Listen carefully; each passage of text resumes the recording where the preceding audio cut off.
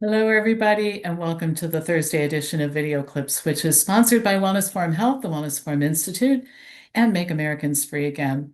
Couple quick announcements. The Diet and Lifestyle Intervention course, which is for health professionals, but anybody can take it, starts August 15th. It's a 15-class series. Of course, we record it in case you can't join us live. And we cover men's health, women's health, children's health, autoimmune, cancer and Alzheimer's disease, diabetes, musculoskeletal health, mental health, 15 topics, and each class is 2 to 3 hours long. Excellent, excellent course, and a great starting place if you're thinking of training with us and you'd like to get to know a little bit about us before you jump in with all intention to finish it, right? So it's a great way to start.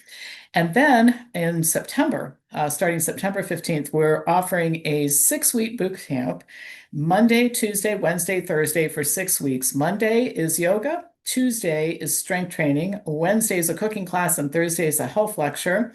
And we'll record it. So every day at 2 o'clock, we'll be live, and then we'll record the session so that people all over the world in different time zones can listen.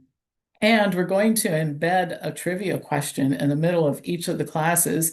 And if you answer the trivia questions, we're going to have a drawing at the end, and we're going to give a $500 gift certificate toward our courses to the winner of that drawing. So here's an incentive to watch those videos either live or right after the classes are held, soon after, so that you can participate in that drawing. All right, so I've got lots of great stuff to share with you. And the first thing, good news for Make Americans Free Again. A very generous donor has agreed to give us $5,000 in the form of matching funds. In other words, we raise $5,000 and the donor gives us $5,000. So if you want to help, go online to the makeamericansfreeagain.com website and make a donation, and then email me to let me know that you did it and you want it to count toward that $5,000 for the matching funds. So thanks in advance. That all goes toward helping me sleep better at night, since I'm worried about the fact that we're spending more than we're taking in right now. And I know we can turn it around super quickly, and this is one way to do it. So just let me know, help out in any way you can. And by the way, don't minimize the idea of just regular donations that are small. Like if everybody in our database signed up to give us $5 a month, I'd never have to worry about money again. So if you want to make a recurring donation, that's super helpful too.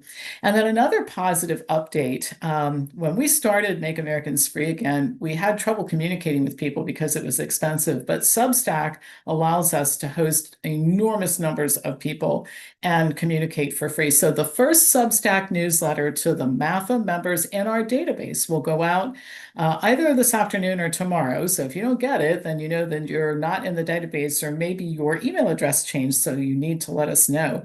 But I'm going to try to send it out at least twice a month, keep you updated on what money is coming in, what's going on with our cases, and etc. Just one more way to reach out and keep you connected and in the know. So I hope that you like those pieces of good news. I'm excited about both of them. Now, I'm going to go back and forth between the not so good and the good, right? So here's not so good. The New Jersey Senate Health Committee voted to move a vaccine registry bill forward to the full Senate. It seems that the impetus for this is that vaccination rates for kids is getting lower. In fact, Ocean County reports that only 86% of kindergarten students have received the measles vaccine.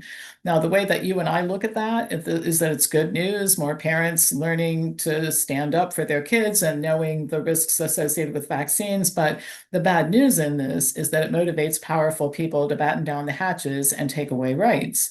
The bill allows people to opt out of the registry, but officials can deny the request if there's a declared public health emergency, a state of emergency of any kind. In other words, a forest fire could become a reason to deny it. An outbreak of a communicable disease not limited to any geographic area. So the measles outbreak with 2 cases in Texas would be enough to make you participate in the registry. Or the immediate threat of an outbreak. And my gosh, they're always threatening an outbreak. So in other words, there will always be a reason to deny the ability to opt out. So think about the hysteria about measles earlier this year in Texas, and you'll see there's just constant fear mongering about disease, and that's the reason they won't let you opt out.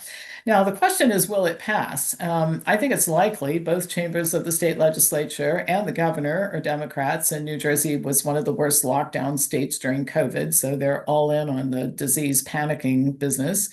And if it happens in this state, it will likely at least be introduced in other states. So it's this ridiculous idea about ways to keep people safe, even if it harms them more than it keeps them safe. They don't see the irony in the situation. So that's it's something to look at and watch for. And one of the problems is that there aren't enough people in New Jersey to do much about it. You got to be able to take out the people who promote this kind of logic and these kinds of bills. If you don't take them out, they're going to keep doing it. And nobody's taking them out right now. I'll come back to that a little bit later in my talk here. Now, here's some good news. Robert F. Kennedy Jr. announced that 22 mRNA contracts are being canceled, quote, because the data show these vaccines fail to protect effectively against upper respiratory infections like COVID and flu. End of quote. The contracts were initiated by the Biomedical Advanced Research and Development Authority. You probably have heard it as BARDA, and are collectively worth about $500 million.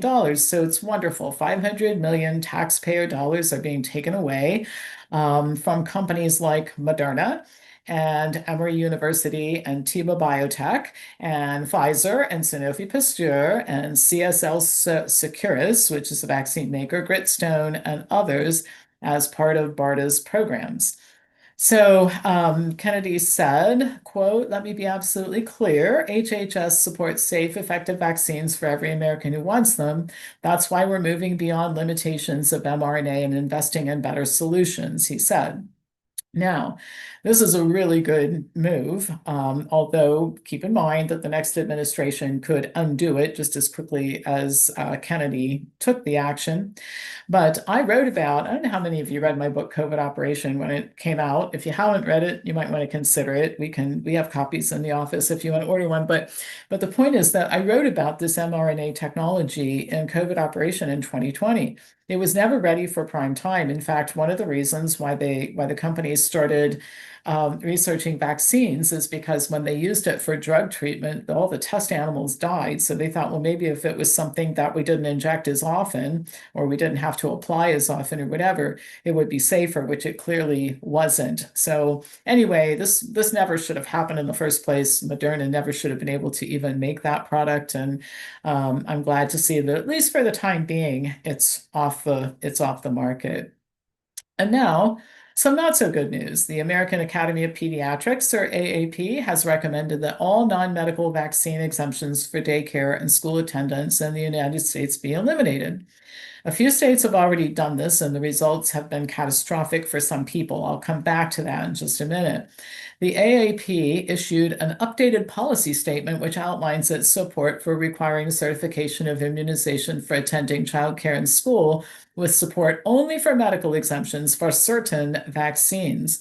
Quote, we recommend that vaccination is required for participation in certain public activities such as school and daycare. And if you choose not to vaccinate, you're essentially choosing to exclude yourself from these settings, wrote Jesse Hackle, chair of the AAP's Committee on Pediatric Workforce. And that sounded eerily to me like when Leanna Wen said on CNN one time, she was a medical doctor who was constantly talking about COVID, nauseating type of person. But she was talking about, if you want to fly on airplanes, you need to wear your mask and you need to get your vaccine, because she said, I didn't read any place in the Constitution where you had a right to fly on airplanes. Well, we have a right to do what we want to in this country, as long as we're not hurting anybody else. And so this type of coercive activity rubs me the wrong way. I'm sure it does you too. The policy statement notes falling vaccine rates as the reason to justify it. That's always what they rely on. Quote, religious exemptions have increased in states that don't offer other non-medical exemptions, but have, quote, broadly defined religion for the purposes of obtaining vaccine exemption. In other words, they don't like the fact that people are claiming religious exemptions and they think people are making it up. Quote, the ease of requirements to obtain non-medical exemptions can have a significant impact on the rate of exemptions and immunizations. And of course, they go on and on about how the measles outbreak in Texas, when you get 2 cases in Texas, you got to put the whole country on wide alert. That's public health for you in the United States. Now, if you look at the AAP's corporate donors, you can really easily understand the impetus for these types of opinions and recommended actions. It's President's Circle partners who've contributed $50,000 or more, include Abbott, Merck, Moderna, Sanofi, Pfizer, and CSL Seqirus. Patrons who contribute between $25,000 and $49,999. That's Eli Lilly, Genentech, GlaxoSmithKline, Sanofi, and Regeneron. So, can this happen nationally? No. Individual states make laws about vaccine requirements for school. So, it may or may not happen where you are, but California, Connecticut, Maine, and New York have already done this. And these states have made it almost impossible to even get a medical exemption. And so, 2 things I'll point out. In California, doctors who grant medical exemptions are often investigated, and a couple of them have been at risk of losing their licenses and gone through very expensive legal procedures to reinstate or keep their licenses and that sort of thing. So don't think that you're going to find a medical exemption, even if you have a child who qualifies. Patty Finn, one of our lawyers in New York, is representing a family. New York, of course, has no exemptions, right? So here's what happened to this family. The child was vaccine injured. The pediatrician who delivered the vaccine acknowledged it.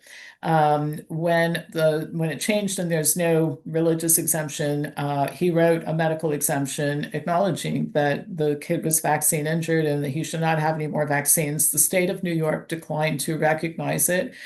The child was forced to drop out of school. The mother had to leave her job to take care of him. You can't be left alone for a nanosecond. This case is working its way through the courts. The courts are slow, and it's just the way it is. This is not a thing to be involved in if you're not patient. You have to have a lot of patience. But long story short, a new problem has arisen where the child is now too big for the mother to take care of him on her own. There's very little resources available in this situation. The family may even have to move to a different state just to survive. And so this is what happens when public health does what public health wants to do.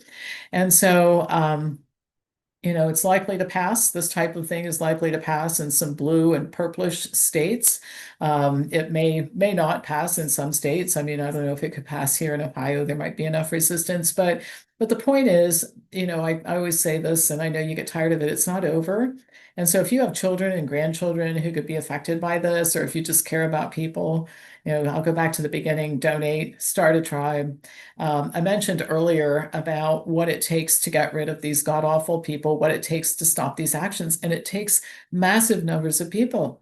In other words, some of the terrible things that my state senator votes for, and we're on opposite sides of the spectrum on almost anything, particularly public health, but if we had enough registered voters in the district I live in that we could vote her out, word would get out. My gosh, you got to be wary of these Make Americans Free Again people, because if you do things they don't like, they seem to be able to take you out. It wouldn't take long to get the legislature to see our point of view. But that's the only thing that works, because if you think that Health Freedom Day at the State House and petitions and letters are going to compete with the economic reality of what I just described to you about the AAP, think again. All these legislators are taking drug money. The only thing that the drug companies can't do for them is keep them in office with votes, because that's up to us to keep them in or get them out, depending, right? So this is why I keep talking about we got to gather up people in tribes, we got to raise money, we've got to sue our way and gather by force of numbers our way to success.